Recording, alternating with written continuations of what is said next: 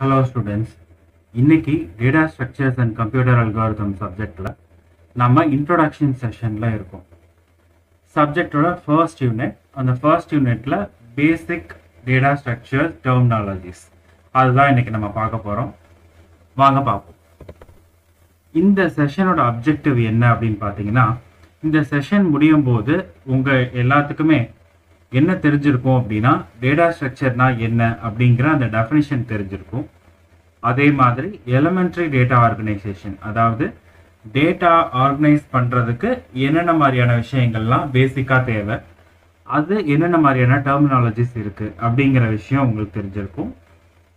லாஸ்டா டேட்டா ஸ்ட்ரக்சரை இன்னைக்கு இருக்கிற ரியல் வேர்ல்டு எக்ஸாம்பிள்ஸோட உங்களுக்கு மேட்ச் பண்ண தெரிஞ்சிருக்கும்.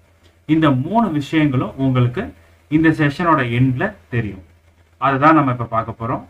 First, define data structure. Data ஸ்ட்ரக்சர்னா என்ன அப்படிங்கிறத பார்ப்போம். நம்ம டேட்டா ஸ்ட்ரக்சர் பார்க்கறதுக்கு முன்னாடி டேட்டா ஸ்ட்ரக்சர் அல்காரிதம் இந்த 3 டேர்முக்கு உண்டான நம்மளுக்கு அர்த்தம் தெரியணும். அப்படின்னா தான் அது நம்மளுக்கு யூஸ்ஃபுல்லா இருக்கும்.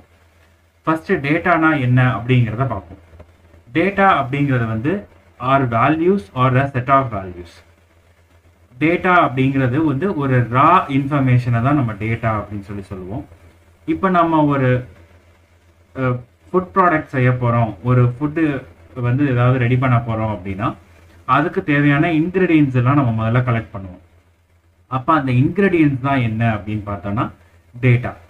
அடுத்து அந்த ஒவ்வொரு இன்க்ரீடியண்ட்டையும் நம்ம ஒரு பர்டிகுலர் வேலை அதில் ஏதாவது ஒரு ப்ராசஸ் பண்ணி கடைசியில் ஒரு ஃபைனல் ப்ராடக்டாக நம்ம எடுப்போம். அந்த ஃபைனல் ப்ராடக்டை தான் நம்ம இன்ஃபர்மேஷன் அப்படின்னு சொல்லுவோம். எக்ஸாம்பிளுக்காக சொல்கிறேன்.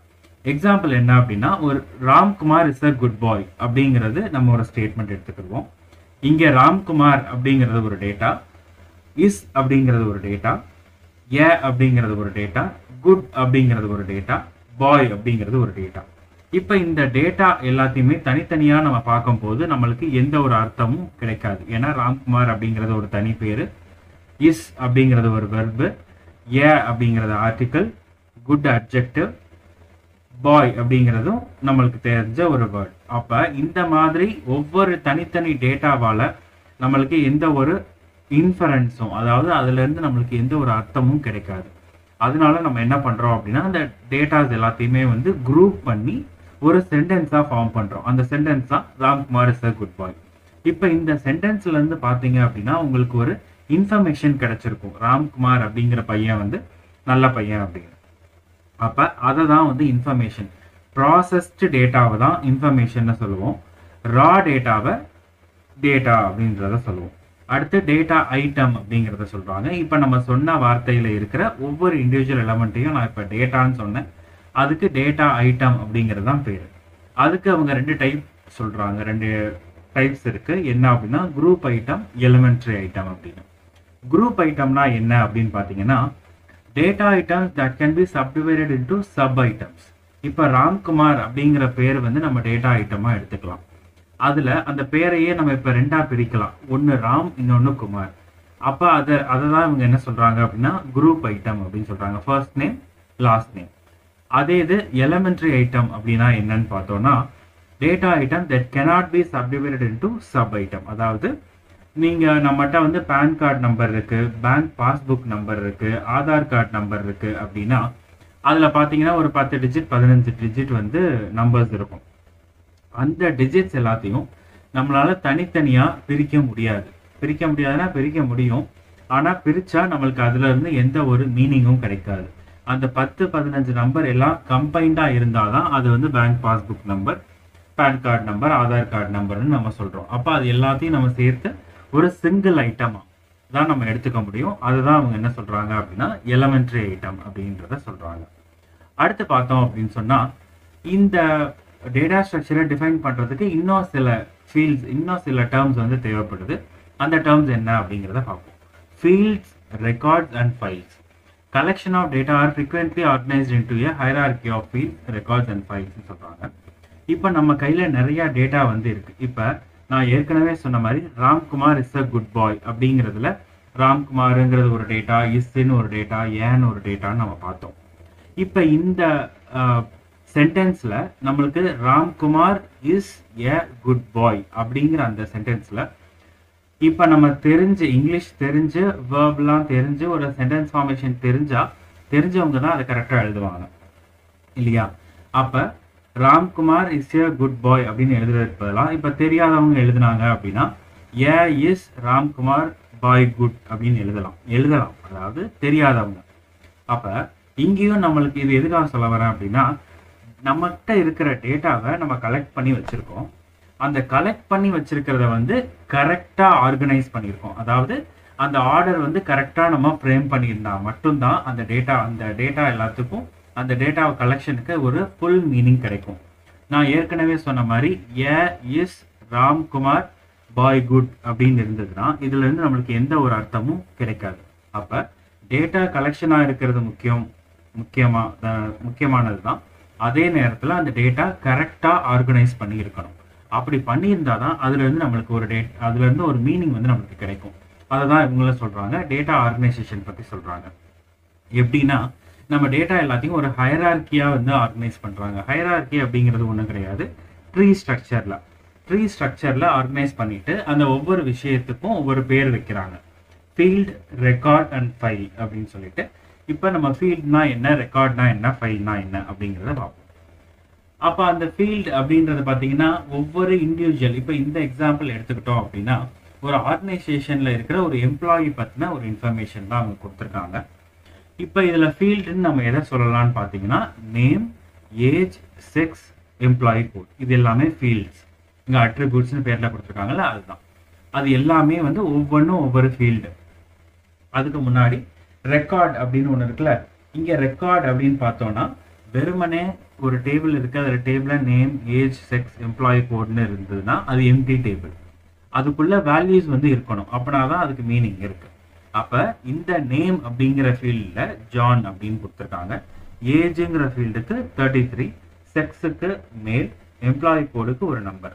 அப்போ ஒரு பர்டிகுலர் எம்ப்ளாயி பற்றின இந்த 4 ஃபீல்டும் நமக்கு கிடைச்சிருக்கு. இதுக்கு பேர் என்னது அப்படின்னு பார்த்தீங்கன்னா ரெக்கார்ட். இப்போ இந்த ரெக்கார்ட் இது வந்து ஒரே ஒரு எம்ப்ளாயிக்குரிய ரெக்கார்ட். இப்போ இந்த ஆர்கனைசேஷனில் ஒரு 1000 எம்ப்ளாயிஸ் ஒர்க் பண்ணுறாங்க அப்படின்னா இதே மாதிரி 1000 டேட்டாஸ் வந்து 1000 வேல்யூஸ் வந்து அங்கே இருக்கும்.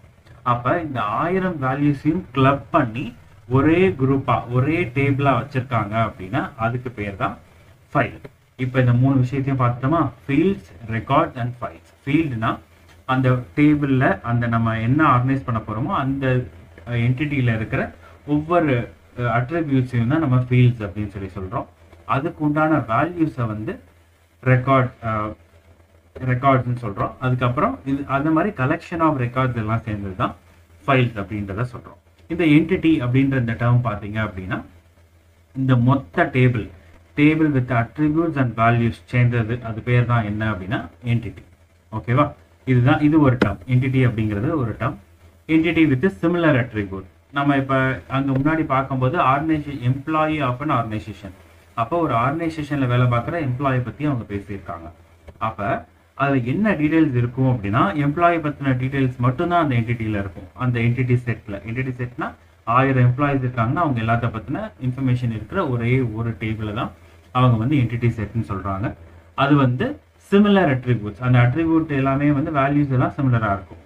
அதே மாதிரி ஒவ்வொரு அட்ரிபியூட்ல இருக்கிற அந்த each attribute of an entity set has a range of values. இப்போ நம்மளுக்கு அதில் பார்த்தோம் அப்படின்னு சொன்னால் ஏஜ் அப்படிங்கிறது பார்த்தீங்கன்னா இதுக்கு ஒரு ரேஞ்ச் இருக்கும். 0 to 100 தான் இருக்க முடியும் இல்லையா? ஆப்வியஸ்லி அந்த ஏஜ். அதே மாதிரி செக்ஸ் அப்படின்னு எடுத்துக்கிட்டோம் அப்படின்னா கண்டிப்பாக மேலா ஃபீமேலா இந்த 2 தவிர வேறு எதுவும் இருக்க முடியாது. அப்போ இந்த மாதிரி சில ரேஞ்ச் செட் ஆஃப் வேல்யூஸ் வந்து கொடுத்துருப்பாங்க, பாசிபிள் வேல்யூஸ். அப்போ அந்த பாசிபிள் வேல்யூஸ் தான் வந்து அவங்க சொல்கிறாங்க. அதை தான் வந்து 2வது விஷயமா ரேஞ்ச் ஆஃப் வேல்யூஸ்ன்னு சொல்கிறாங்க. நான் ஏற்கனவே சொன்ன மாதிரி இன்ஃபர்மேஷன் அப்படிங்கிறது வந்து ஒரு processed data with given attribute or processed டேட்டான்னு சொல்லியிருக்காங்க. இந்த ஃபீல்டு, ரெக்கார்ட், ஃபைல் நான் ஏற்கனவே சொல்லிட்டேன். ஃபீல்டு அப்படிங்கிறது அந்த என்டிட்டியில் இருக்கிற ஒவ்வொரு அட்ரிபியூட், ரெக்கார்ட் அப்படிங்கிறது collection of field values, file அப்படிங்கிறது வந்து கலெக்ஷன் ஆஃப் ரெக்கார்ட்ஸ். இதுதான் கொடுத்துருக்காங்க. இப்போ அதே அந்த டேபிளை ஒரு ஸ்டூடெண்ட்டுக்காக எடுத்திருக்காங்க. அந்த ஸ்டூடெண்ட் இன்ஃபர்மேஷன் இங்கே இருக்குது. Name, age, sex, roll number, branch. இதில் 4 ஸ்டூடெண்ட்ஸோட டேட்டா இருக்குது. அப்போ இந்த names, age, sex, roll number, பிரான்ச்சுங்கிறது எல்லாமே வந்து ஃபீல்டு. ஏபிசிடி தனித்தனியாக ஏ ஸ்டூடெண்ட்டுக்கு உண்டான ரெக்கார்டு வந்து ஃபர்ஸ்ட் ரோவில், செகண்ட் ரோவில், தேர்ட் ரோவில், ஃபோர்த் ரோவில் 4 ஸ்டூடெண்ட்ஸ்க்கு உண்டானது இருக்குது. இது எல்லாமே கலெக்டிவாக சேர்ந்தது தான் ஃபைல். ஓகேவா? அடுத்து ரெக்கார்ட் வந்து ஃபிக்ஸட் லென்த்தாகவும் இருக்கலாம், வேரியபிள் லென்த்தாகவும் இருக்கலாம். இதுதான் வந்து ஆக்சுவலாக நம்ம இன்னைக்கு பார்க்க போகிற இந்த ஃபர்ஸ்ட் செஷனில் இருக்கிற விஷயம். அடுத்து இந்த டேட்டா ஸ்ட்ரக்சரில் பார்த்தோம் அப்படின்னு சொன்னால் என்னென்ன மாதிரியான ஸ்டெப்ஸ் இருக்குது அப்படிங்கிறத வந்து கொடுத்துருக்காங்க. Logical and mathematical description of the structure. நம்மளுக்கு என்ன டேட்டா இருக்கோ அந்த டேட்டாவை நம்ம எந்த பேசிஸில் வந்து ஆர்கனைஸ் பண்ண போகிறோம், லாஜிக்கலாவா மேத்தமெட்டிக்கல் டெஸ்கிரிப்ஷன். அந்த ஸ்ட்ரக்சர் வந்து எப்படி இருக்கணும் அப்படிங்கிறத முதல்ல டிஸ்கிரைப் பண்ணியிருக்கணும். அதுக்கப்புறம் அந்த ஸ்ட்ரக்சரை வந்து இம்ப்ளிமெண்ட் பண்ணுவாங்க. கடைசியில் வந்து அதுக்கு ஒரு குவான்டிடேட்டிவ் அனாலிசிஸ் அது வந்து பண்ணுவாங்க. அதாவது அந்த ஸ்ட்ரக்சரை இம்ப்ளிமெண்ட் பண்ணுறதுக்கு எவ்வளோ மெமரி வேணும், அதை வந்து ப்ராசஸ் பண்ணுறதுக்கு எவ்வளோ டைம் ஆகும் அப்படிங்கிற விஷயங்கள் தான். இந்த 3 விஷயத்தையும் நம்ம கன்சிடர் பண்ணி தான் ஒரு ஸ்ட்ரக்சரை வந்து நம்மளால எடுக்க முடியும். அதில் பேசிக்காக இவங்க இன்னொரு சில விஷயங்கள் சொல்கிறாங்க. டேட்டா டைப் அப்படிங்கிறது பார்த்தீங்கன்னா it is a type of data. நம்ம என்ன கைண்ட் ஆஃப் டேட்டா வந்து உள்ளே யூஸ் பண்ண போகிறோம். இப்போ நீங்கள் சியில் பார்த்தீங்க அப்படின்னா இன்ட்டு, ஃப்ளோட்டு, கேர், டபுள் இதெல்லாம் நம்மளுக்கு தெரிஞ்ச டேட்டா டைப் தான். இன்ட் அப்படிங்கிறது என்னென்னா ஹோல் நம்பர்ஸ், முழு எண்கள் யூஸ் பண்ணுற நேரத்தில் இன்ட்டு யூஸ் பண்ணுவோம். டெசிமல் பாயிண்டோட நம்பர்ஸ் யூஸ் பண்ணுறீங்கன்னா அந்த நேரத்தில் ஃப்ளோட் நம்பர்ஸ் வந்து யூஸ் பண்ணுவாங்க. கேரக்டர் அப்படின்றது ஆப்வியஸ்லி சிங்கிள் கேரக்டர் அல்ஃபபெட்டுக்காக யூஸ் பண்ணுற விஷயம். இது எல்லாமே வந்து டேட்டா டைப்ஸ்னு சொல்லுவோம். அதுக்கப்புறம் டேட்டா ஸ்ட்ரக்சர், திரும்பவும் அந்த டேட்டா ஸ்ட்ரக்சரோட இது தான் போகிறாங்க. Logical or mathematical model of a particular organization of data. நீங்கள் ஆர்கனைஸ் பண்ண போகிற டேட்டா வந்து ஏதோ ஒரு மாடலில் இருக்கும். ஒன்று மேத்தமெட்டிக்கல் மாடலில் இருக்கும், அப்படி இல்லைன்னா லாஜிக்கல் மாடலில் இருக்கும். அதை கொடுத்துருக்காங்க. இந்த விஷயங்கள் தான் வந்து இந்த ஃபர்ஸ்ட் இதில் இருக்குது. இப்போ இதில் பார்த்தோம் அப்படின்னா இது ஒரு டேபிள். இந்த டேபிளில் வந்து கஸ்டமரை பற்றின இன்ஃபர்மேஷன், அதாவது கஸ்டமரோட பேர் கொடுத்துருக்காங்க, சேல்ஸ் பர்சனோட பேர் வந்து கொடுத்துருக்காங்க. இப்போ இதுதான் உங்களுக்கு கொடுத்துருக்கிற ஒரு டேபிள்.